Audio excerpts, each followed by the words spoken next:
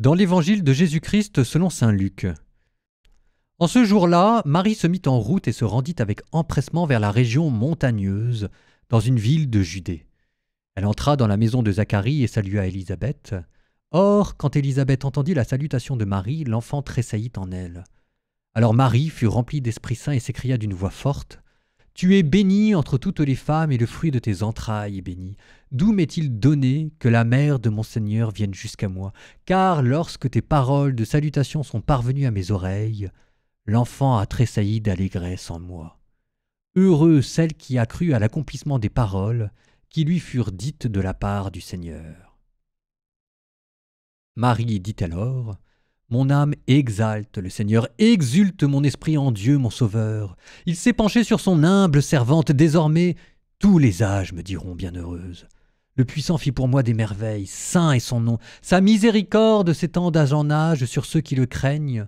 Déployant la force de son bras, il disperse les superbes, il renverse les puissants de leur trône, il élève les humbles, il comble de bien les affamés, renvoie les riches les mains vides.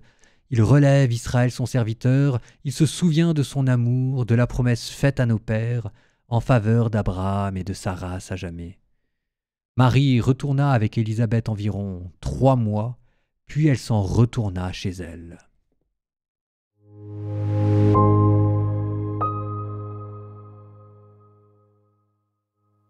J'étais dans mon podcast La Bible en un an, et il était question des femmes, très souvent des femmes, dans la Bible en un an, et en lisant l'histoire de Judith, en lisant l'histoire d'Esther, en lisant l'histoire de Déborah ou même de Yaël, oui encore celle de Marie, je me suis aperçu d'une constante de ces grandes femmes guerrières et qui combattent le mal dans la Bible. Et c'est de ça dont il est question, je suppose, aujourd'hui, parce qu'aujourd'hui nous fêtons l'Assomption et la grande image de Marie dans l'Assomption, c'est cette Vierge au ciel couronnée par le soleil et les étoiles qui écrase au pied le dragon, donc d'une femme qui combat le mal.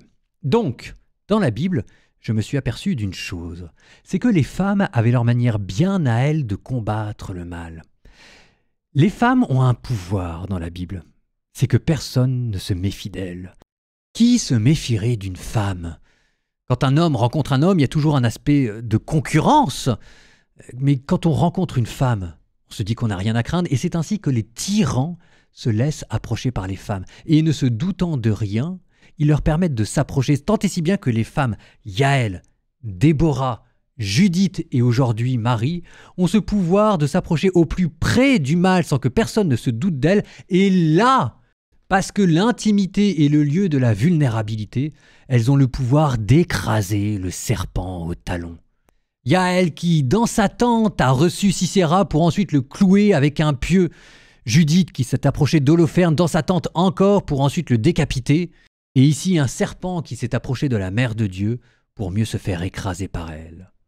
Eh bien, cette homélie est un hommage à toutes ces femmes engagées dans la lutte pour la justice, pour le bien contre le mal, à toutes ces femmes qui, avec Yaël, Judith, Marie, sont des femmes rebelles, des femmes guerrières et des femmes qui, un jour, seront notre gloire dans le ciel.